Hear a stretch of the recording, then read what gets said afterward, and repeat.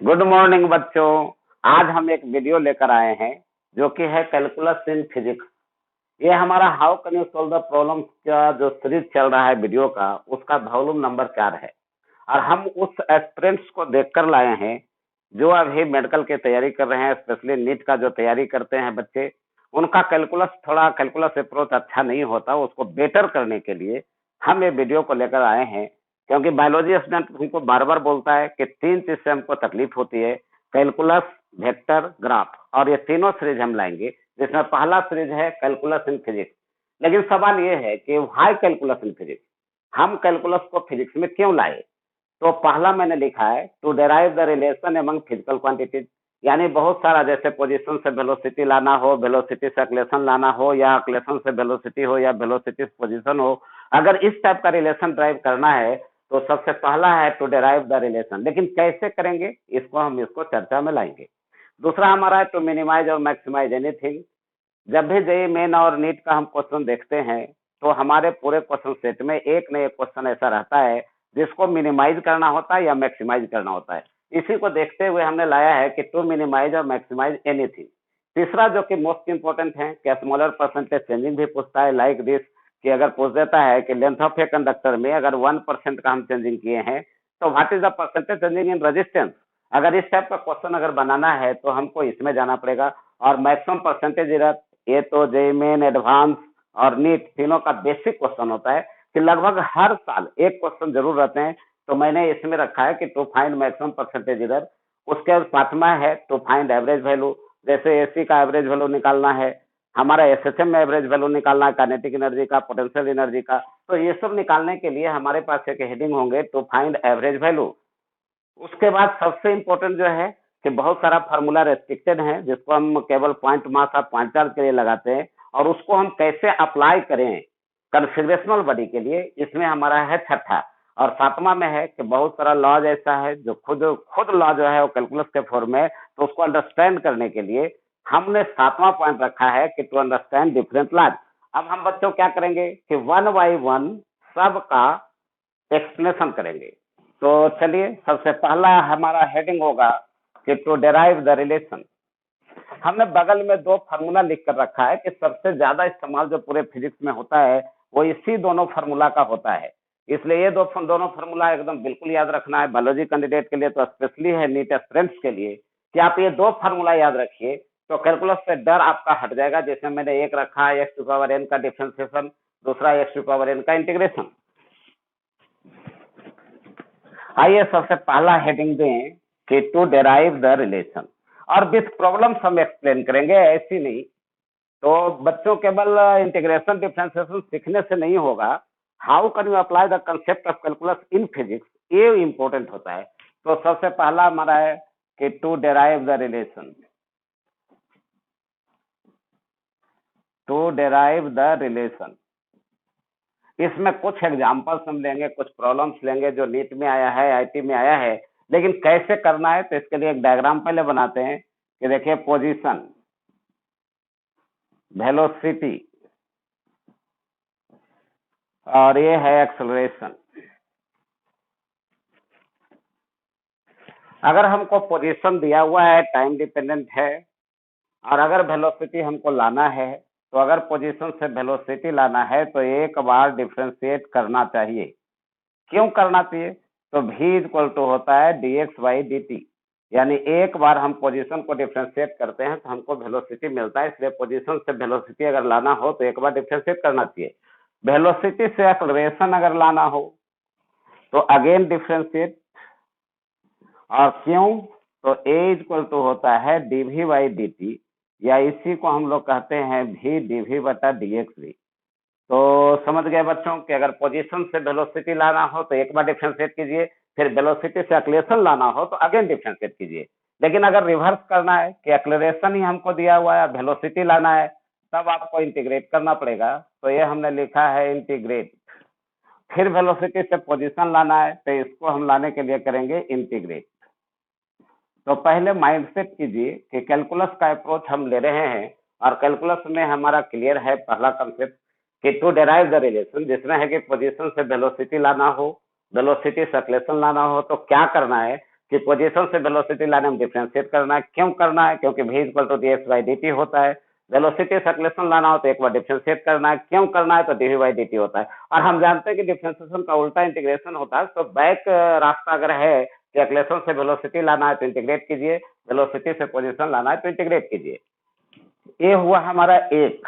दूसरा हम इसी में लिख रहे हैं कि अगर आपको कंजर्वेटिव फोर्स निकालना है और पोटेंशियल एनर्जी दिया हुआ है तो आप इस्तेमाल कीजिए कि ये बराबर होता है माइनस डेल यू बटे डेल आर। अब इसी को वेक्टर फॉर्म में हम लिख सकते हैं कि ये बराबर होता है माइनस डेल यू एक्स बटा del x i minus del u y divided by del y j, अब माइनस होता है del u z divided by del z के, और it is a form of partial differentiation. देखो बच्चों, इसको हम लोग कहते हैं पार्शियल डिफरेंशिएशन, इसलिए इस फार्मूला का यूज करना है। लेकिन कब करना है? जब मोर देन वन वेरिएबल रहे। तो for more than one variable. लेकिन अगर सिंगल वेरिएबल हो तो यहाँ लिख दे रहे हैं कि फॉर ए सिंगल वेरिएबल, अगर एक ही वेरिएबल है तब आपको बच्चों क्या करना है कि डायरेक्ट डिफरेंशिएट करना है। यानी एफ इक्वल टू हो जाएगा माइनस डी यू बटे डी आर। ये हमारा दूसरा हो गया कि कंजर्वेटिव फोर्स का मान निकालना हो, पोटेंशियल एनर्जी दिया हुआ हो तो इस फॉर्मूला का इस्तेमाल करें। मोर देन वन वेरिएबल हो तो पार्शियल डिफरेंशिएशन में ले जाए, सिंगल वेरिएबल हो तो आप डायरेक्ट कीजिए। एक और लेते हैं। देखिए, हम उसी की चर्चा कर रहे हैं जो कंप्रेशन का क्वेश्चन होता है। तो हम इलेक्ट्रिक फील्ड अगर निकालना चाहते हैं तो ई इक्वल टू होता है माइनस डेल वी बटे डेल आर, और इसको भी वेक्टर फॉर्म में उसी फॉर्म में लिख सकते हैं कि ई बराबर हो जाएगा minus del v x divided by del x i minus del v by divided by del y j minus del v z divided by del z के। बहुत सारे हैं, अभी इसी कर देते हैं कि एक्स्ट्रा। तो एक बार फिर से कि रिलेशन ड्राइव करने में कैलकुलस का इस्तेमाल होता है, और वो रिलेशन ड्राइव करने में कैलकुलस का इस्तेमाल कैसे होता है जिसका हमने 3 एग्जाम्पल सामने रखा है। तीनों पर प्रॉब्लम करने जा रहे हैं। कि पहला है पोजीशन से वेलोसिटी, वेलोसिटी से एक्सेलरेशन, और बैक रास्ता भी है कि एक्सेलरेशन से वेलोसिटी, वेलोसिटी से पोजीशन। क्या करना है इसमें जो बोर्ड पर लिखा हुआ है। उसके बाद है कंजर्वेटिव फोर्स निकालना है, पोटेंशियल एनर्जी अगर हमको दिया हुआ है तो एक बार पार्शियल डेरिवेटिव करना चाहिए। अगर वेक्टर फॉर्म में लेते हैं मोर देन वन वेरिएबल के लिए तो उसका फार्मूला ये लिखा हुआ है, और अगर सिंगल वेरिएबल है तब ये फार्मूला है। उसी प्रकार इलेक्ट्रिक फील्ड में, जो कि इलेक्ट्रिक फील्ड ग्रेविटेशनल फील्ड दोनों के लिए होते हैं, तो electric field minus del v बटे डेल आर करना है, वेक्टर फॉर्म में ये करना है। और इसमें भी बातें याद रखना है कि फॉर ए सिंगल वेरिएबल, ए तो मोर देन वन वेरिएबल हो जाएंगे, तो यहाँ लिख देते हैं कि फॉर ए सिंगल वेरिएबल, अगर सिंगल वेरिएबल आपका है तब आपको E equal to minus d v बटे डी आर स्टेट करना है, where v is the potential difference या पोटेंशियल। तो इतना पर हमको प्रॉब्लम देखना है। तो चलो बच्चों, we take a start to solve the problems based on this concept. कि इस कंसेप्ट पर आधारित हम प्रॉब्लम बनाने का कुछ कोशिश करते हैं, कुछ सैंपल दिखाते हैं कि कैलकुलस पर वेल डिफाइंड कंट्रोल होना बहुत जरूरी है। और ये वीडियो में हम कैलकुलस का ही अप्रोच रखेंगे। तो अब लगातार पहले प्रॉब्लम देख लें इस concept of based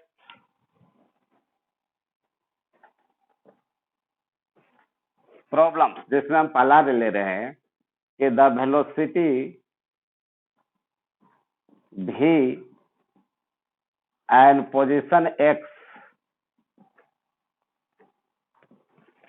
are related as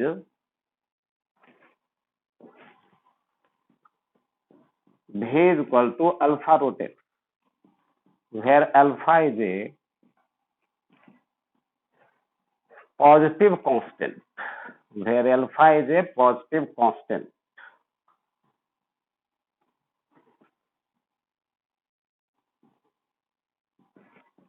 Find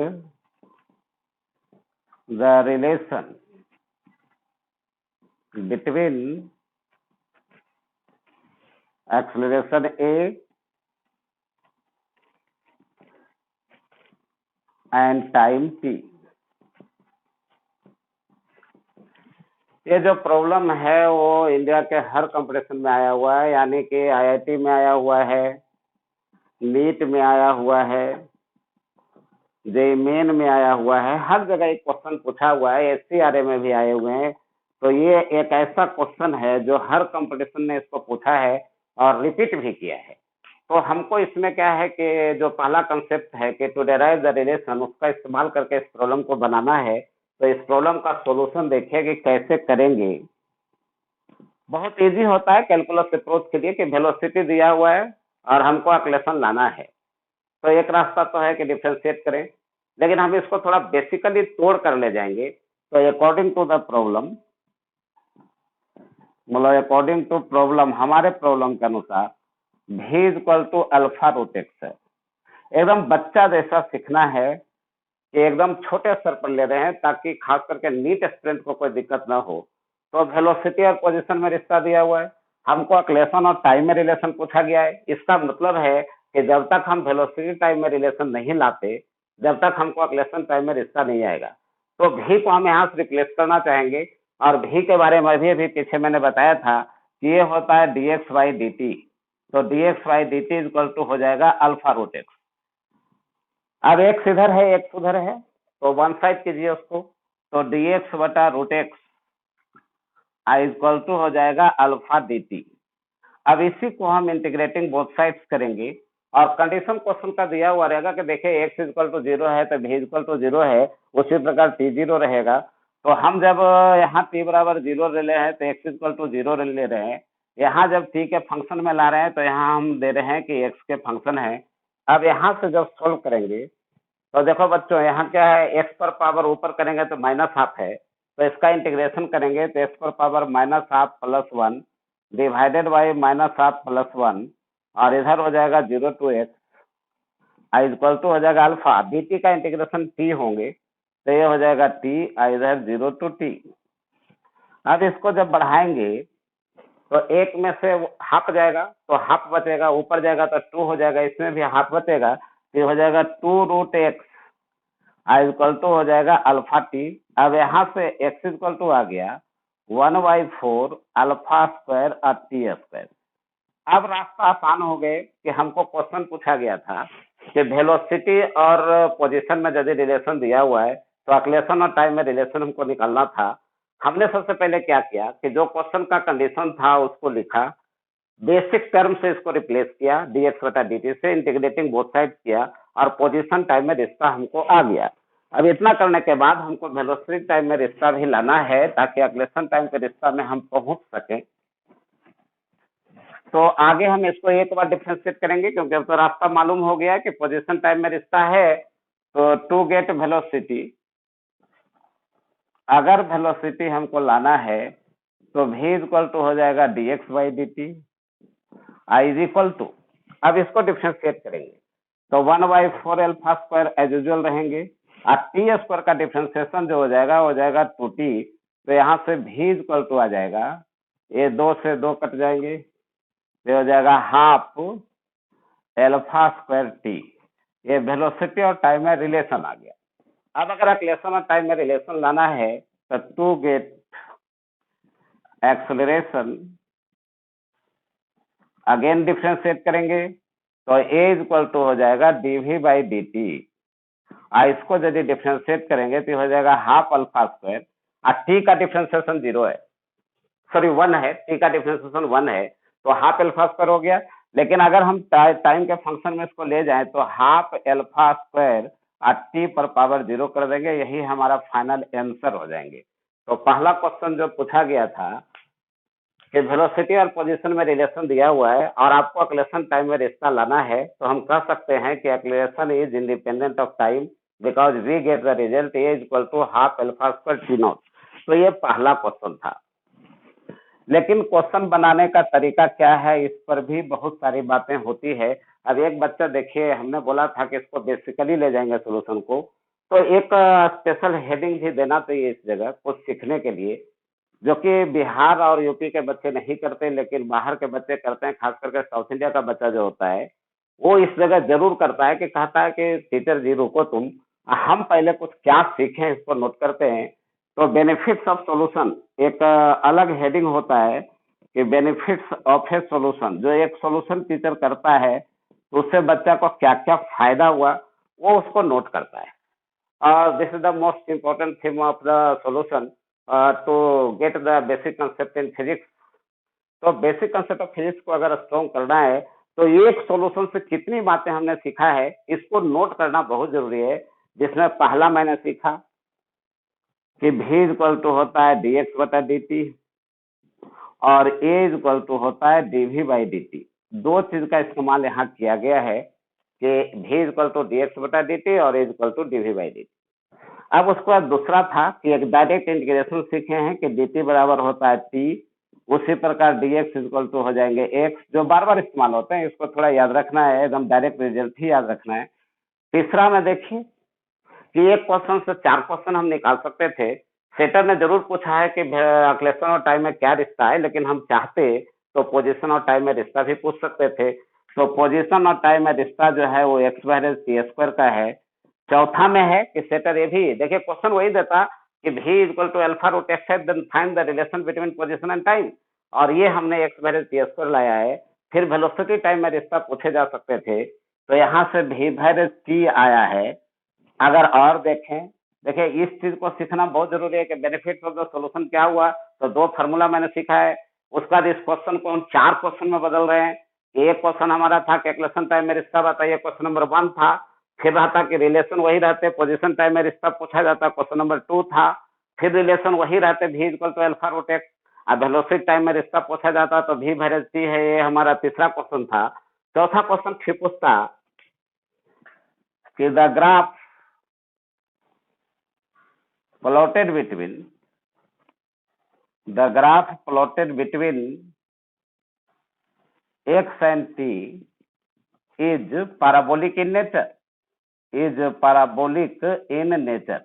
क्योंकि हमने देखा कि x वाइज टी स्क्वायर है, सो ग्राफ भी पूछ सकता था। यानी सेटर इस टाइप के क्वेश्चन सेट करता कि the velocity and position are related as v equal to alpha root x, find the nature of the graph plotted between position and time. फिर छठा में आइए कि 6 में हमारा एक पॉइंट और पूछ सकता था कि सेटर क्वेश्चन वही देता v equal to alpha root x, उसका पूछता कि plotted the graph between velocity and time, या find the nature of the graph between velocity and time. The nature of the graph plotted between, मतलब plotted between velocity and time is a straight line.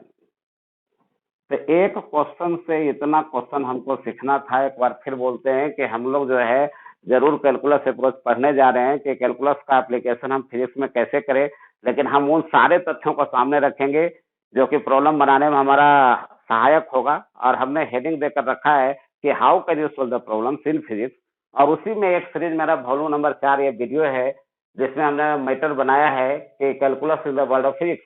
तो how can you use the concept of calculus in physics, इसको हम सिखा रहे हैं। एकदम 0 स्तर से चल रहे हैं, जिसमें पहला मैंने लिया है कि अगर आपको कोई रिलेशन ड्राइव करना हो लाइक दिस, कि पोजीशन से वेलोसिटी लाना हो, वेलोसिटी से एक्लेशन लाना हो, या उल्टा करना हो, तो आपको कब क्या करना चाहिए, स्टेप मैंने पहले समझा दिया था।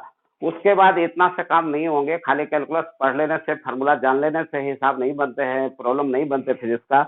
इसके लिए मैंने क्या किया है कि साथ साथ प्रॉब्लम देने के लिए सोचा है, जिसमें पहला प्रॉब्लम मैंने रखा था कि अगर पोजीशन और वेलोसिटी में रिलेशन दिया हुआ है कि वेलोसिटी और पोजीशन में रिलेशन था v equal to alpha root x, ये हमारा रिलेशन दिया हुआ था। और इसी रिलेशन पर सेटर ने आईटी में, नीट में, एससीआरए में क्वेश्चन पूछा था कि एक्लेशन टाइम में क्या रिलेशन होता है। हमने ड्राइव करके दिखाया उसको कि acceleration is independent of time होता है। इतना करके आंसर तो हम प्राप्त कर लिए। 4 ऑप्शन में एक ऑप्शन रहेगा, सिलेक्ट कर देंगे। लेकिन एक स्पेशल हेडिंग जो साउथ इंडिया का स्टूडेंट बहुत ज्यादा करता है इसको, कि बेनिफिट्स ऑफ ए सॉल्यूशन, कि जब भी कोई प्रॉब्लम हम बनाते हैं तो एकदम स्पेशल एक कॉपी बनाइए जिसमें एकदम हेडिंग दे दीजिएगा बेनिफिट्स ऑफ ए सॉल्यूशन, क्योंकि ये बेसिक थीम है। एक क्वेश्चन को 4 क्वेश्चन में बदलने की क्षमता उत्पन्न करता है। तो इसमें मैंने पहला लिखा कि बेनिफिट हमको क्या हुआ कि एक तो वेलोसिटी का फार्मूला हम जान गए, दूसरा एक्लेशन का फार्मूला जान गए, तीसरा हमने एक तथ्य रखा है जो कि एकदम डायरेक्ट इंटीग्रेशन करने वक्त यूज होता है कि इंटीग्रेशन dt जो होंगे वो t होंगे, इंटीग्रेशन dx जो होंगे x होंगे। अब यहाँ से हमने तीसरा चीज सीखा कि पोजीशन और टाइम में रिश्ता अगर पूछ लेता, अगर सेटर चाहता तो रिलेशन यही देता v equal to alpha root x, अब बोलता कि find the relation between position and time, तो हम ये तीसरा बनाने के लिए तैयार थे। चौथा क्वेश्चन क्रिएट कर सकता था कि वेलोसिटी और पोजीशन में रिलेशन दिया हुआ है, तो वेलोसिटी और टाइम में क्या रिलेशन है, जो पूछ सकता था, जिसके लिए मैंने चौथा में यहाँ दिया कि v = t होता है। पांचवा क्वेश्चन डेवलप कर सकता था कि अगर पोजीशन और वेलोसिटी में रिलेशन दिया हुआ है तो find the nature of the graph plotted between position and time, जो कि हमने यहाँ लिखा है कि पैराबोलिक हो गए, क्योंकि x = t² है और x = t² जो रहता है उसका ग्राफ पैराबोला होता है। सेटर और चाहता तो इसको बढ़ा सकता था कि v = α√x है, तो कहता कि find the nature of the graph plotted between velocity and time, और हमने यहाँ लिखा है कि the nature of the graph plotted between velocity and time is a straight line. तो ये हमारा एक क्वेश्चन था जो रिलेशन ड्राइव करने पर था। आइए दूसरा क्वेश्चन की ओर चलते हैं, क्योंकि प्रॉब्लम अप्रोच आपका हाई होना चाहिए। थ्योरेटिकली तो सब स्ट्रांग होते हैं, प्रॉब्लम से आपको स्ट्रांग होना है। तो दूसरा क्वेश्चन देखिए,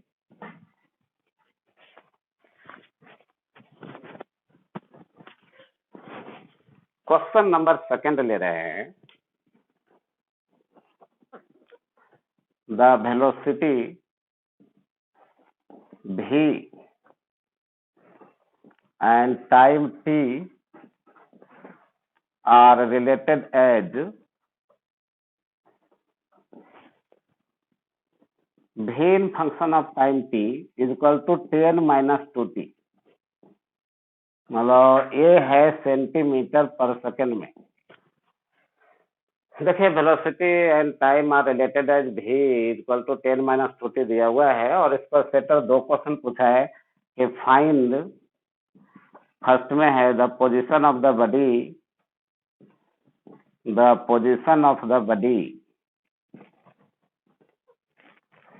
आफ्टर टाइम इंटरवल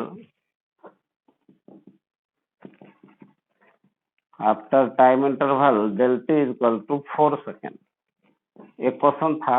और सेकंड क्वेश्चन था कि the position of the body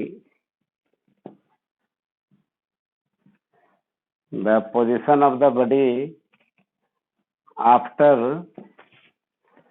time interval del t = 8 second.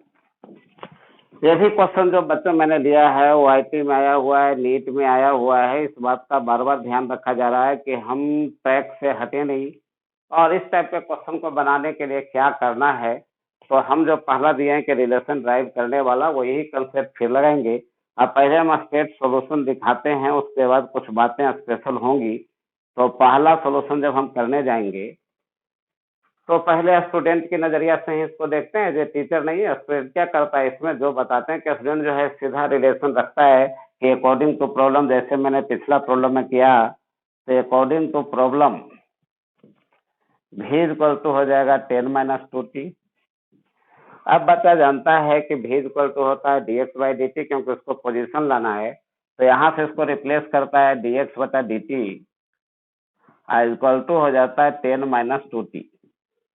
अब यहाँ से dx को एक साइड में रखता है और इसको उससे मल्टीप्लाई कर देता है, तो हो जाता है 10 dt और माइनस हो जाता है 2t dt। अब इसको इंटीग्रेट करता है, इधर 0 to x, क्योंकि डिस्टेंस उसको निकालना था, पोजीशन बताना था, और टाइम इंटरवल दिया हुआ इसमें 0 से 4 सेकंड में, तो ये 0 से 4 हो गया, ये 0 से 4 हो गए। अब बच्चा इसको सोल्व करता है तो dx का इंटीग्रेशन x हो जाएंगे, और ये 10 और dt का इंटीग्रेशन t होगा, तो 10 × 4 और -2 और t²/2, यानी कि ये हो जाएगा t²/2 और इस पर लिमिट हो जाएगा 0 to 4। अब यहाँ से हो जाएगा 40 या माइनस, ये 2 से 2 कट गया, और t² यानी 16 इतना सेंटीमीटर, और यहाँ से जब सोल्व करता है तो उसको आता है 24 सेंटीमीटर, और this is the right answer. देखिए बहुत स्ट्रेट फॉरवर्ड ये था कि प्रॉब्लम दिया हुआ था कंडीशन में कि velocity in function of time t 10 - 2t। Student के नजरिया से इस प्रॉब्लम को बनाए गए तो एकदम डायरेक्ट v = लिखा, जो क्वेश्चन का कंडीशन था, v is replaced by dx/dt integrating both side, we get the result.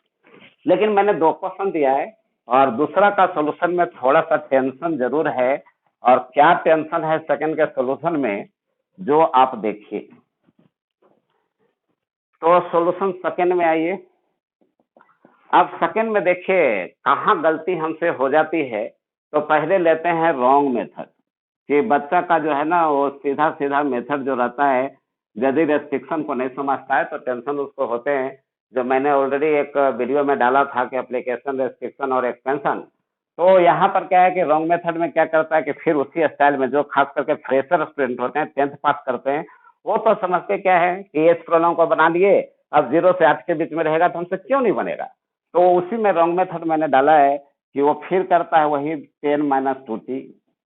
अब यहाँ से dx equal to 10 dt minus 2t dt।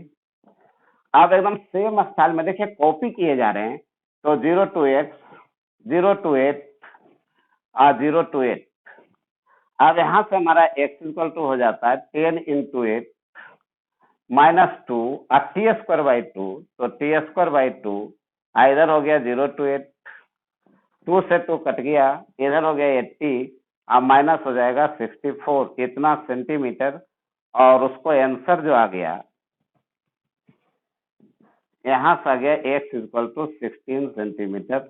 और this is the wrong answer, ये हमारा गलत है। क्योंकि अगर हम बिना सोचे समझे क्वेश्चन को बनाएंगे तो हमारा हालत यही होगा कि हम गलत आंसर पर पहुंच जाएंगे। और गलत आंसर पर आ गए क्यों? क्योंकि हमारे पास थोड़ा सा कंसेप्ट तो जरूर था, लेकिन रेस्ट्रिक्शन और थिंकिंग मेरे पास नहीं थे। तो अब आइए करेक्ट मेथड बताते हैं कि रियल में इसका करेक्ट मेथड क्या था।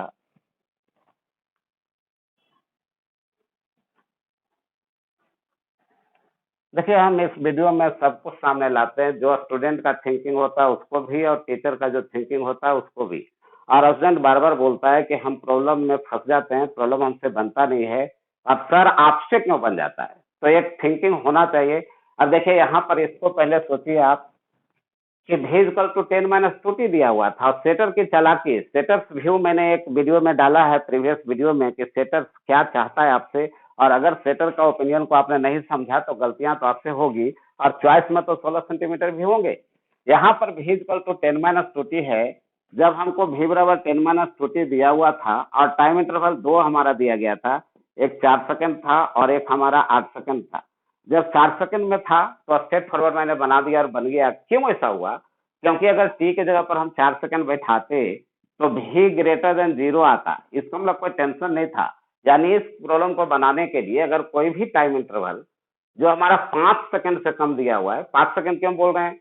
क्योंकि first you have to check the zero velocity, zero value of velocity. तो जीरो अगर करेंगे तो 10 माइनस 2t हो जाएगा। तो यहाँ से टी इक्वल टू आ जाएंगे 5 सेकंड।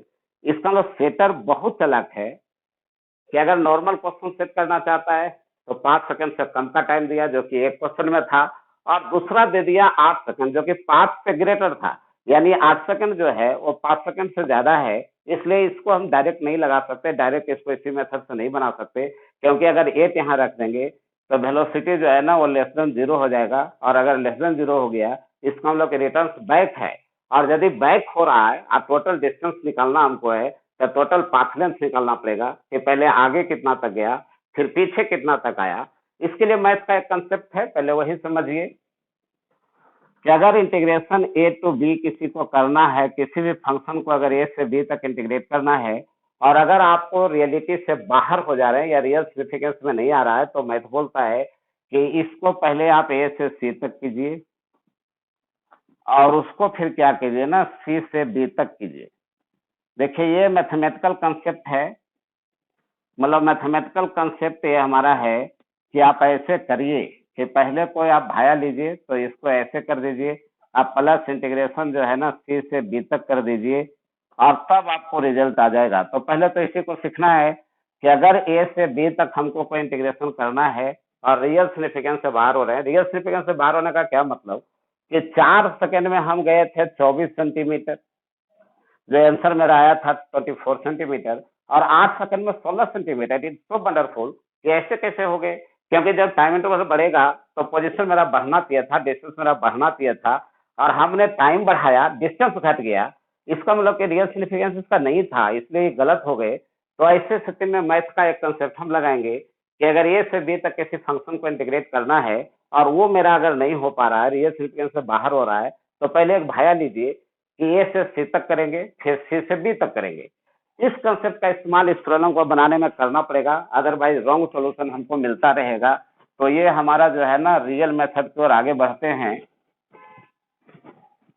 कि अगर एक्स निकालना है तो एक्स निकालने के लिए सबसे पहला काम क्या करेंगे कि 0 से 5 तक हम इंटीग्रेट करेंगे उसी फंक्शन को जो हमको दिया हुआ था, तो इंटीग्रेशन dt हो जाएगा प्लस, अब इसको क्या करेंगे 5 से 8 तक करेंगे, लेकिन बड़ी रिटर्न्स बैक हुआ है, इसका मतलब है कि फंक्शन के पहले माइनस साइन लगा देंगे, तो ये हो जाएगा 2t -10 इतना dt।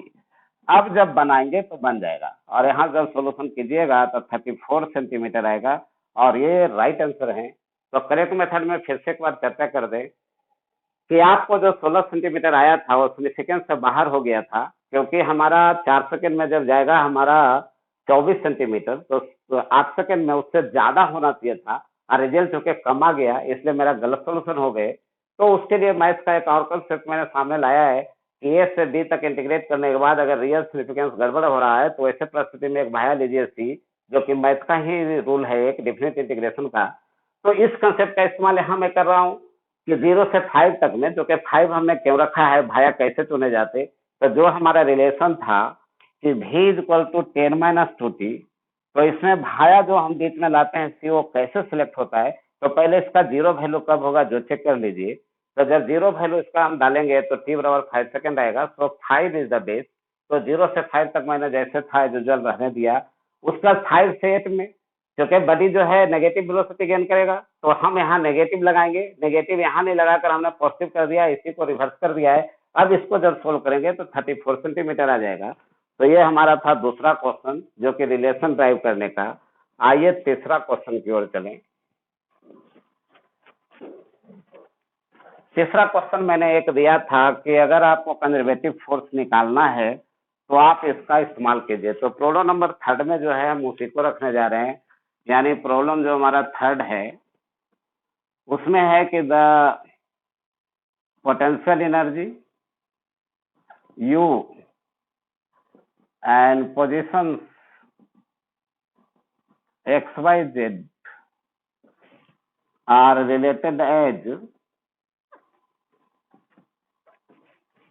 U in function of XYZ बराबर A XY plus YZ plus ZX। और क्वेश्चन था कि find the conservative force, find the conservative force. देखिए पोटेंशियल एनर्जी और पोजीशन में रिश्ता दिया हुआ है और हमको कंजर्वेटिव फोर्स पूछा गया है। हमारा कंसेप्ट सिखाया हुआ है कि अगर एक से ज्यादा वेरिएबल हो तो कंजर्वेटिव फोर्स निकालने का जो फार्मूला है उसको लगाइए, और ये फार्मूला है कि सिंस एफ इक्वल टू हमारा है माइनस डेल यू एक्स बटा del x i minus del u y बटा del y j minus del u z बटा डेल जेड के। अब इसमें क्या है, माइनस हम कॉमन ले लेते हैं, ये सारे में है इसलिए ये हम ले लिए। और अब देखिए पार्शियल डिफरेंशिएशन कैसे होता है, जब एक्स के रेस्पेक्ट में हम कर रहे होते हैं तो बाई जेड कॉन्स्टेंट होता है, तो हम इसको करने जा रहे हैं कि एक्स के रेस्पेक्ट में इसको करेंगे तो यहाँ से आ जाएगा बाई, एक्स के रेस्पेक्ट में करेंगे तो इसको हो जाएगा 0 और इसका हो जाएगा जेड, तो ये हो जाएगा बाई प्लस जेड आई और फिर प्लस, क्योंकि माइनस हम कॉमन लिए हुए हैं, तो आप बाई के रेस्पेक्ट में करेंगे तो बाई के रेस्पेक्ट में इसका हो जाएगा एक्स, इसका हो जाएगा जेड और उसका हो जाएगा 0, तो ये हो जाएगा जे। अब प्लस यदि हम जेड के रेस्पेक्ट में करेंगे तो इसका हो जाएगा 0, इसका हो जाएगा बाई अब प्लस उसका हो जाएगा एक्स, तो इतना के। यही हमारा आंसर हो जाएंगे। तो बहुत सारा प्रॉब्लम इस पर पूछे गए हैं, और एक और प्रॉब्लम हम लेते हैं चौथा नंबर। देखिए बहुत सारा प्रॉब्लम है, प्रैक्टिस आप कीजिए। आपको इक्विलिब्रियम पोजीशन का भी प्रॉब्लम दिया हुआ है जो इसी पर बनेंगे, इसलिए उसकी चर्चा हम लोग बाद में कभी करेंगे। लेकिन प्रॉब्लम नंबर 4 में आइए, ये एक स्टेट क्वेश्चन ले रहे हैं कि the electric potential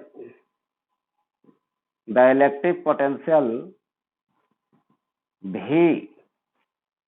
and position X, the electric potential V and position X are related as V in function of X बराबर -4x²। और क्वेश्चन पूछा था कि फाइंड द इलेक्ट्रिक फील्ड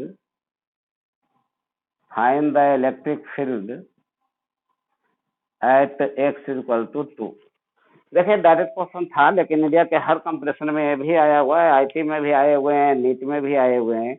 तो इस बात का बार बार ध्यान रखना है कि ट्रैक हम साफ रखें। तो ऑन द ट्रैक का जो पढ़ाई होती है वो बेटर पढ़ाई होती है, इसलिए इसको थोड़ा सा क्लियर करें। और बच्चों, हम उम्मीद कर रहे हैं कि अब आपसे बन ही जाएगा, क्योंकि डायरेक्ट फार्मूला है, डायरेक्ट कंसेप्ट है। तो सॉल्यूशन में इसका एक वेरिएबल का केस है, इसलिए हम लगाएंगे ई बराबर माइनस dv बटे dx। अब यहाँ से हो जाएगा माइनस, देखिए वो माइनस साइन दिया हुआ है, स्केलर है ये, और स्केलर का इस्तेमाल प्रॉपर साइन के साथ होता है, जो हमने शुरू के या आगे के वीडियो में हम बताएंगे। तो भी इन फंक्शन ऑफ एक्स तो माइनस है, तो यहाँ हम देंगे डी बटा डी एक्स, और यहाँ स्केलर का प्रॉपर साइन के साथ इस्तेमाल करेंगे तो माइनस 4x²। क्योंकि एक डायलॉग याद रखना है कि scalars are used with proper sign in the world of physics, इसलिए यहाँ गलती नहीं करना चाहिए। हम लिख भी दे रहे हैं एक बार कि scalars are used with proper sign in physics। मतलब कहीं भी प्रॉब्लम अगर बनाना हो तो स्केलर का प्रॉपर साइन जाएगा, तो स्केलर का प्रॉपर साइन मैंने दिया है। अब यहाँ से माइनस माइनस प्लस हो गया, 4 बाहर हो गया, x² का 2x हो गया, और ये हो गया 8 इंटू एक्स का मान दिया हुआ है जो कि हमारा 2 है, तो ये हो गया 16। क्योंकि उसने यूनिट नहीं दिया तो हम भी यूनिट नहीं देंगे। इस प्रकार मेरा पहला जो था कि टू डेराइव द रिलेशन, वो हमारा क्लियर हो गया है। अब क्या करना है कि सेकंड में आएंगे। तो ये मेरा था फर्स्ट कैलकुलस का first application to derive the relation, और इसको मैंने क्लियर किया। प्रॉब्लम तो बहुत सारा है, मतलब लगभग हम समझते हैं कि पूरे कैलकुलस का 100 प्रॉब्लम से कम नहीं होगा। और ऐसे भी करना चाहिए आप लोग को कि 100 प्रॉब्लम का कलेक्शन करके जितना भी बना सकते हैं आप बनाइए। लेकिन चलिए हम दूसरा एप्लीकेशन सिखा देते हैं कि हमारा दूसरा में था कि टू मिनिमाइज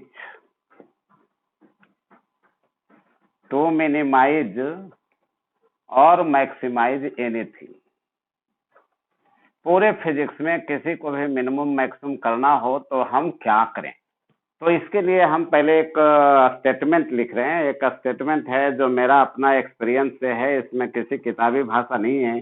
तो ध्यान से इसको सीखिए कि मिनिमम मैक्सिमम करने के लिए हमको क्या करना है। इसके लिए हम एक डायलॉग लिख रहे हैं कि differentiate the condition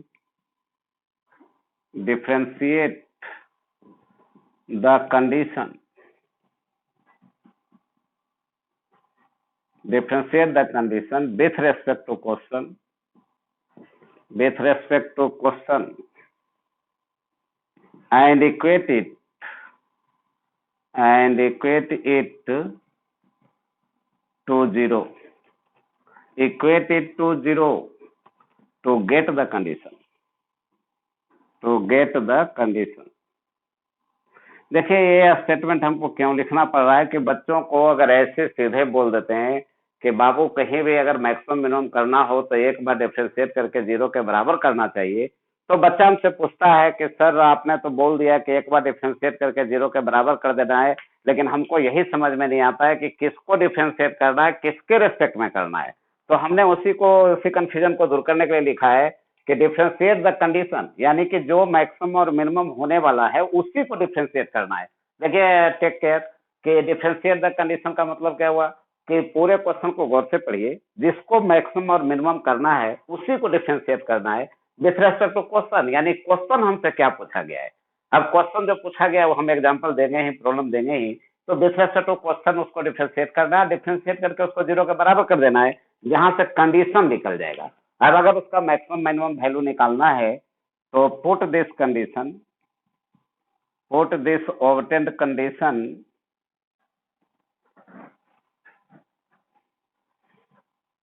on the required function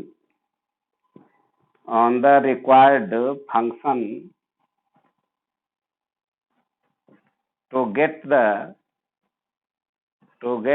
maximum or minimum value,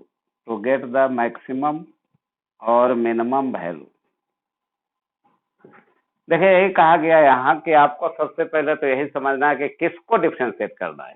तो जो मैक्सिमम मिनिमम होने वाला है यानी कंडीशन ऑफ द प्रॉब्लम जो है उसी को डिफरेंशिएट करना है। किसके रेस्पेक्ट में डिफरेंशिएट करना है? तो जो क्वेश्चन हमारा डाला हुआ है उसके रेस्पेक्ट में डिफरेंशिएट करना है। डिफरेंशिएट करके क्या करना है? तो उसको जीरो के बराबर कर देना है। इससे क्या निकलेगा? इससे मैक्सिमम मिनिमम होने का कंडीशन निकल जाएगा कि किस कंडीशन पर वो मैक्सिमम और मिनिमम होगा। लेकिन अगर मैक्सिमम मिनिमम वैल्यू आप निकालना चाहते हैं तो हमने लिखा है कि पुट दिस ओपन कंडीशन, यानी ये जो कंडीशन हमको प्राप्त हुआ है वो रिक्वायर्ड फंक्शन, जो कि आप डिराइव करेंगे मैथमेटिकली तो कोई फंक्शन जरूर रहेगा, उस फंक्शन पर इस कंडीशन को बैठा देना है जिससे मैक्सिमम मिनिमम निकल जाए। तो चलिए इसके बाद हम प्रॉब्लम दिखाते हैं इसी पर बेस। मैक्सिमम और मिनिमम करने का जो कंडीशन है उसी पर बेस्ड आप प्रॉब्लम देखिए कि प्रॉब्लम कैसे बनाएंगे। तो लेते हैं प्रॉब्लम नंबर 1। इसका 1 नंबर प्रॉब्लम है कि एक हमारा सेल है जिसका ईएमएफ दिया हुआ है, इसका इंटरनल रेजिस्टेंस दिया हुआ है और एक इसके साथ एक्सटर्नल रेजिस्टेंस लगा हुआ है। तो एक्सटर्नल रेजिस्टेंस आ रहा है। बहुत सिंपल क्वेश्चन है। अब क्वेश्चन में पूछा गया है for what value of R, for what value of R, that means external resistance, the cell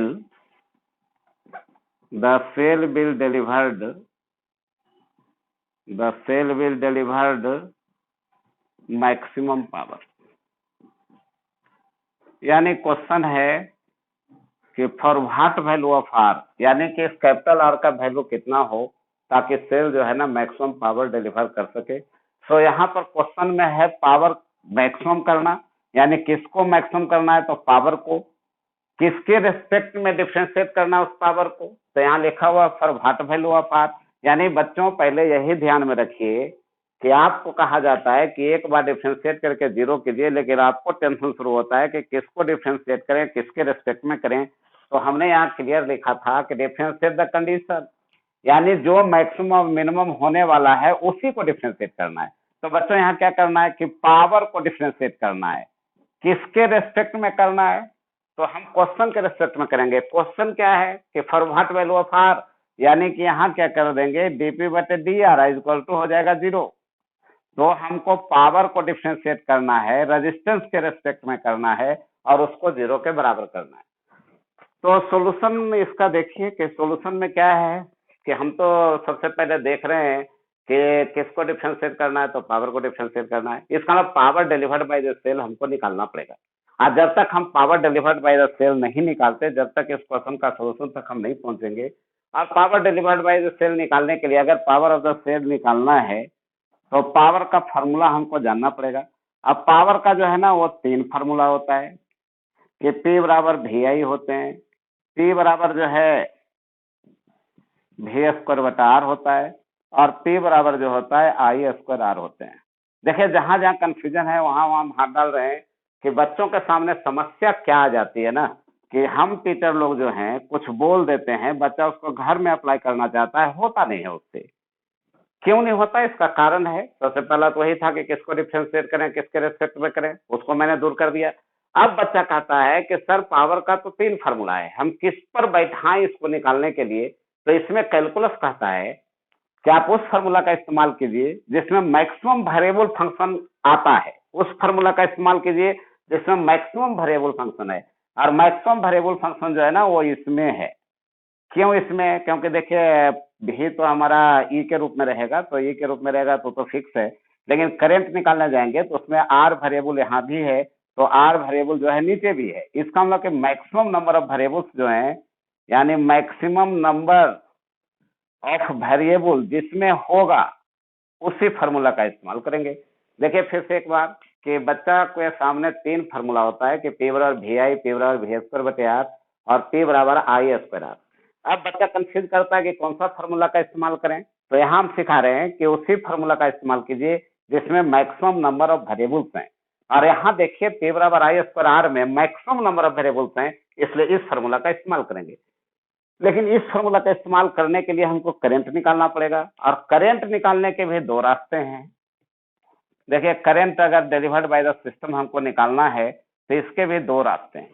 एक तो डायरेक्ट है, क्या है कि total EMF R divided by total resistance, total EMF divided by total resistance, इससे हम लोग डायरेक्ट निकाल लेते हैं। लेकिन ये जो है ना ऑब्जेक्टिव क्वेश्चन के लिए जायज है, सब्जेक्टिव के लिए थोड़ा सा नाजायज माना जाता है, और हर जगह जो है ना आप सफल भी नहीं होंगे। अगर इस कंसेप्ट को लगाएंगे तो गड़बड़ हो जाएगी। तो इसके लिए हमने कहा है कि करंट अगर निकालना है तो लूप्स लॉ का इस्तेमाल कीजिए, मतलब किरचॉफ का एक लूप्स लॉ दिया हुआ है, उसका इस्तेमाल करके आप निकालिए विदाउट एनी कन्फ्यूजन। आपके लाइफ में कन्फ्यूजन नहीं रहेंगे। तो चलो बच्चों, फिर से एक बार, किसको डिफ्रेंशिएट करें तो पावर को, क्यों? क्योंकि मैक्सिमम वही होने वाला है। किसके रेस्पेक्ट में डिफ्रेंशिएट करें तो आर के रेस्पेक्ट में, क्यों? क्योंकि क्वेश्चन इसी पर पूछा गया है। डिफ्रेंशिएट करके क्या करें तो 0 के बराबर कर दें।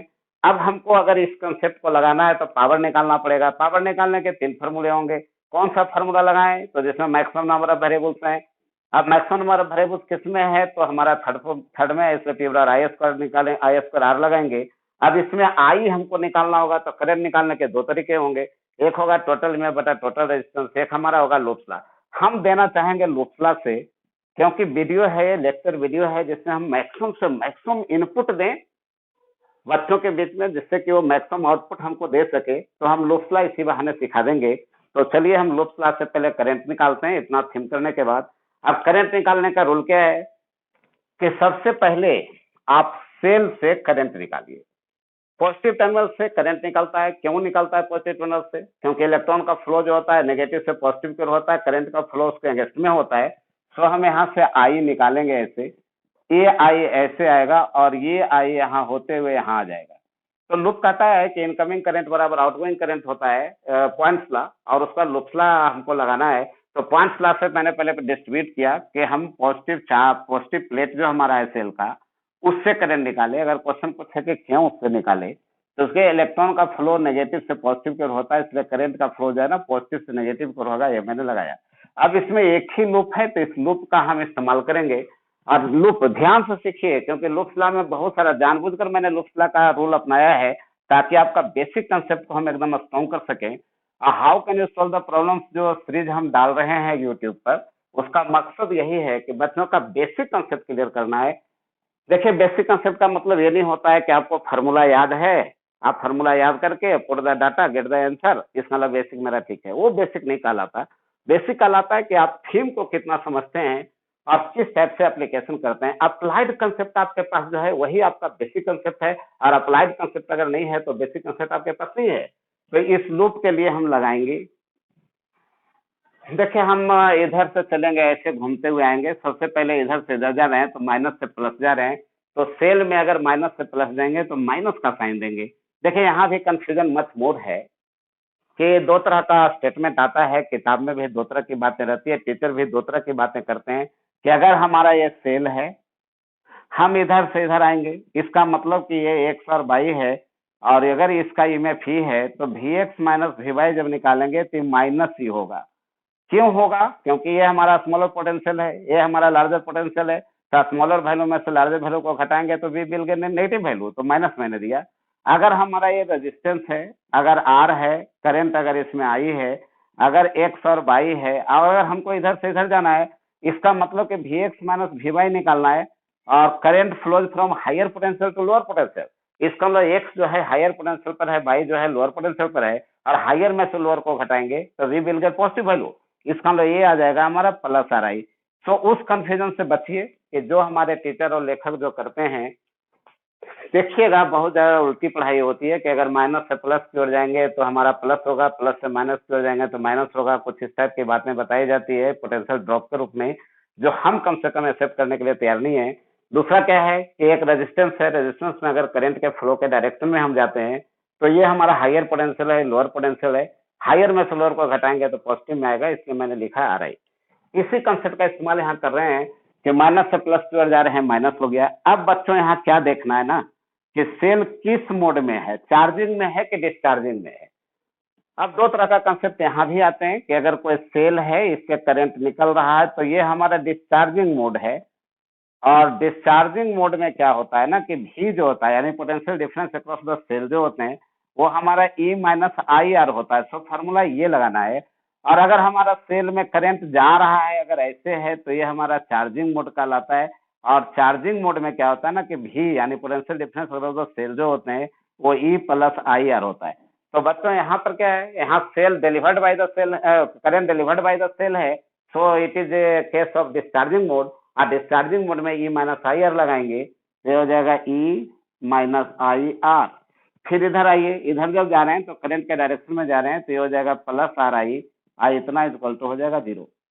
अब यहाँ से देखो minus c plus r i, अब plus r i, i equal to हो गया 0।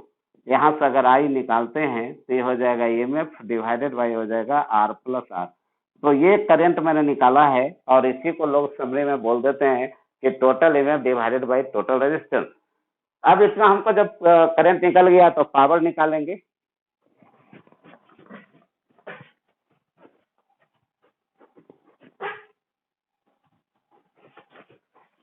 चलो बच्चों, अब पावर निकालते हैं। और पावर निकालने के लिए P बराबर हमने बताया है कि नाउ P बराबर हो जाएगा आई स्क्वायर आर, और आई स्क्वायर आर मतलब EMF divided by R plus R का इतना का होल स्क्वायर, आई इंटू हो जाएगा आर।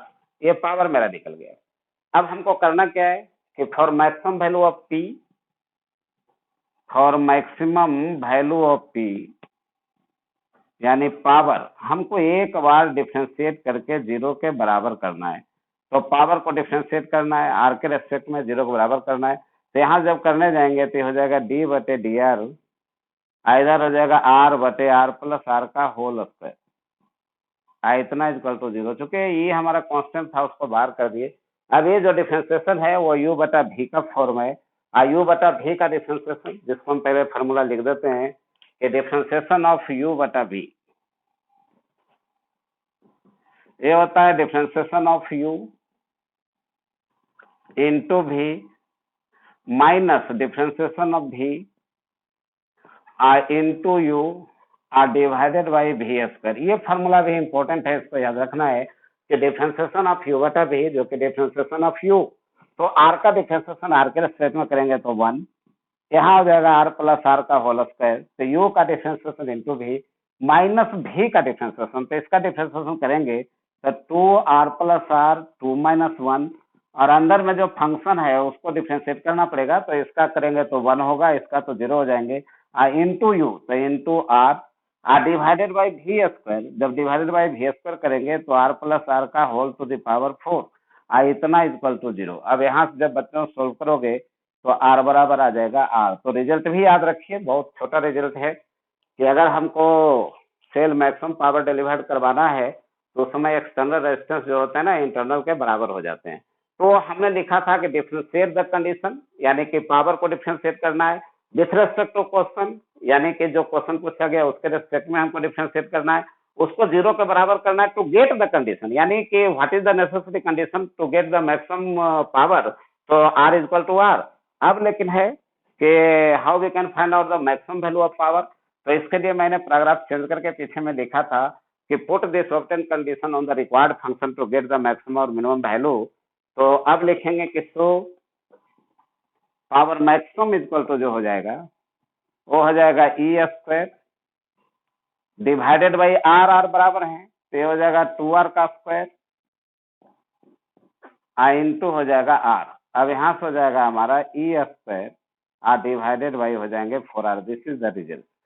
तो ये हमारा प्रॉब्लम था कि अगर मैक्सिमम मिनिमम कहीं भी करना है पूरे फिजिक्स में तो इस कंसेप्ट का आप इस्तेमाल कीजिए।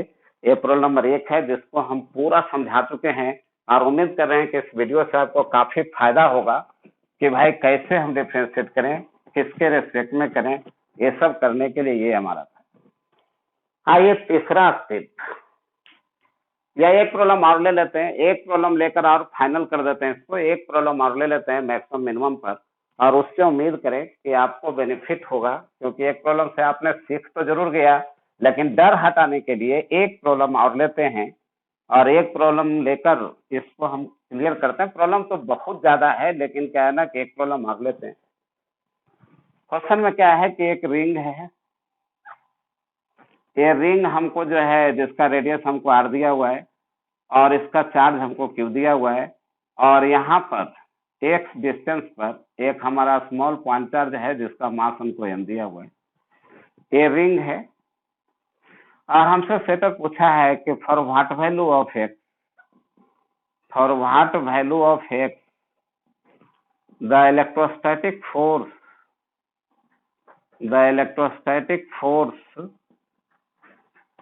between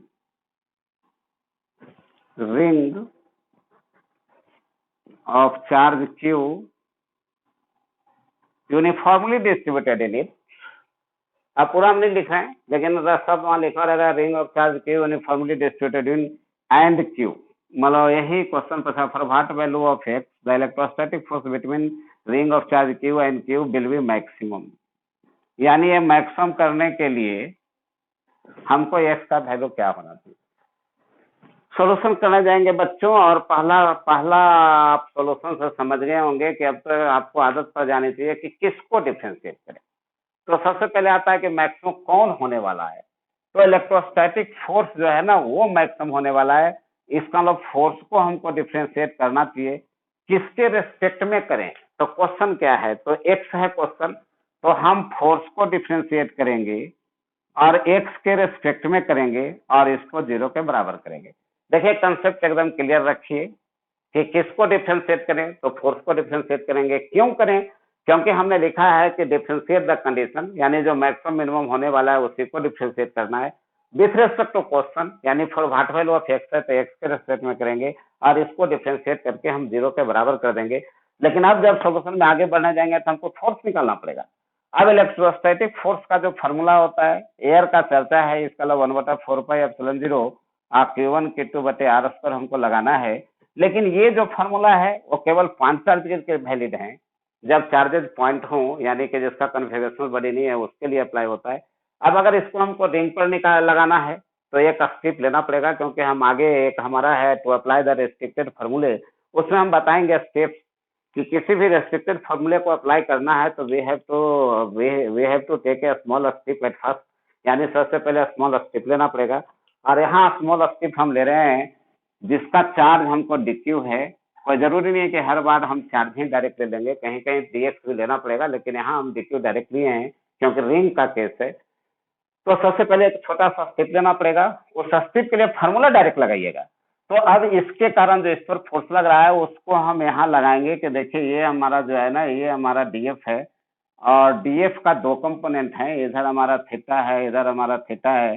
तो इधर हमारा डीएफ कॉस थीटा हो जाएगा और इधर जो हमारा आएगा डीएफ साइन थीटा आ जाएगा। तो पहले तो एक छोटा सा स्टेप लेंगे, उसके लिए डायरेक्ट फार्मूला लगाएंगे। और हमने फार्मूला डायरेक्ट लगाया है कि हमारा जो स्टेप है, जो पॉइंट चार्ज है, उसके बीच में फोर्स जो है वो डीएफ है।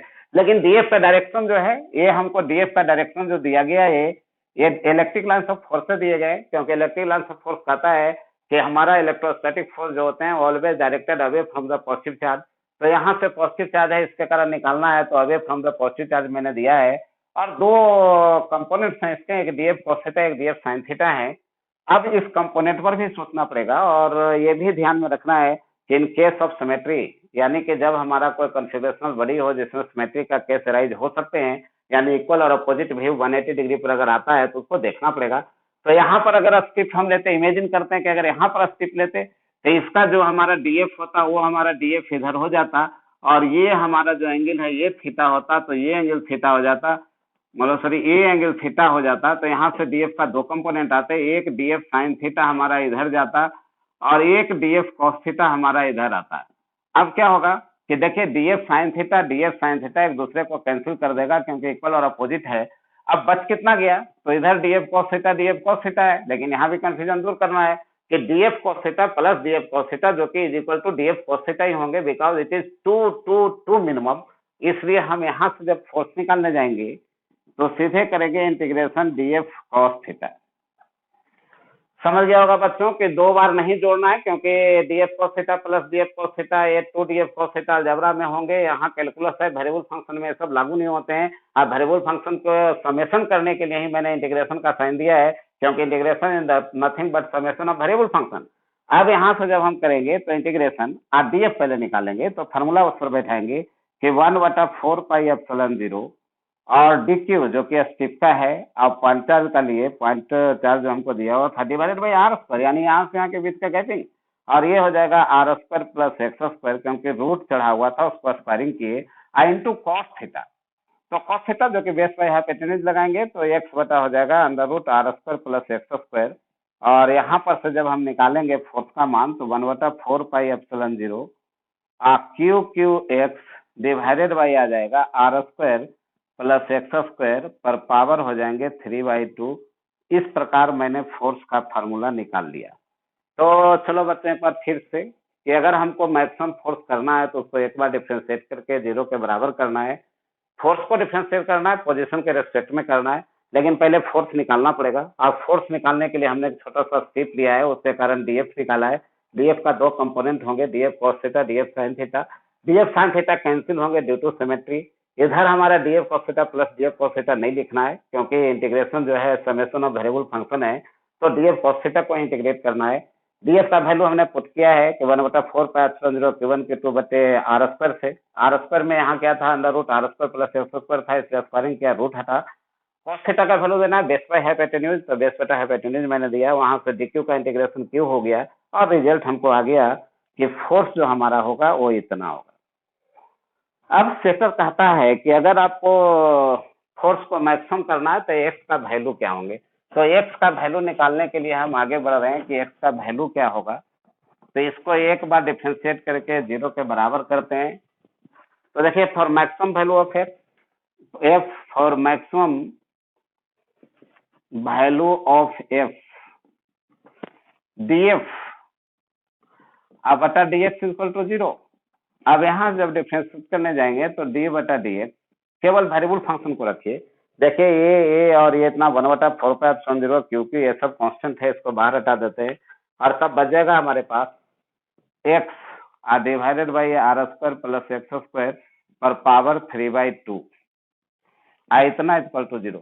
अगेन हमारा यू बटा भी का डिफ्रेंशिएशन है, और अभी अभी पीछे मैंने सिखाया था आज ही के वीडियो में कि भाई यू इंटू भी का डिफ्रेंशिएशन कैसे करना है। तो यहाँ से हम करते हैं कि पहले यू का डिफ्रेंशिएशन तो 1 इंटू भी, तो इंटू भी करेंगे तो R square plus x square पर पावर 3/2 माइनस भी का डिफ्रेंशिएशन। तो भी का डिफ्रेंशिएशन कर रहे हैं कि 3/2 R square plus x square 3/2 minus 1 I into अंदर का जो फंक्शन है उसको डिफ्रेंशिएशन आई इंटू यू तो इंटू एक्स डिवाइडेड बाई भी स्क्वायर, तो R square plus x square इतना का होल क्यूब इक्वल टू हो जाएंगे 0। यहाँ से जब एक्स आप निकालेंगे तो आ जाएगा प्लस माइनस r/√2। इतना आपको याद रखना है, और इतना अगर करते हैं तो ये कंडीशन निकल गया। और अगर मैक्सिमम करना है तो फिर आपको बताया है कि कैसे करना है। तो चलो बच्चों, ये क्या है ना कि पहला पॉइंट मेरा था टू डिराइव द रिलेशन, दूसरा पॉइंट था टू मिनिमाइज और मैक्सिमाइज एनीथिंग। पॉइंट तो हमारे 7 थे, लेकिन एक वीडियो में इतना देना संभव नहीं है। सो क्या है ना, इसका नेक्स्ट पार्ट का इंतजार कीजिए, इसका नेक्स्ट पार्ट हम कल डाल देंगे। तो बच्चों आज इतना ही इस वीडियो में, और अगला पार्ट में हम लाएंगे कि टू अप्लाई द रेस्ट्रिक्टेड फार्मूले, जो कि मोस्ट इंपोर्टेंट है, to find the percentage maximum, percentage error, to find the percentage changing. इसलिए अगला वीडियो का आप इंतजार करें। धन्यवाद।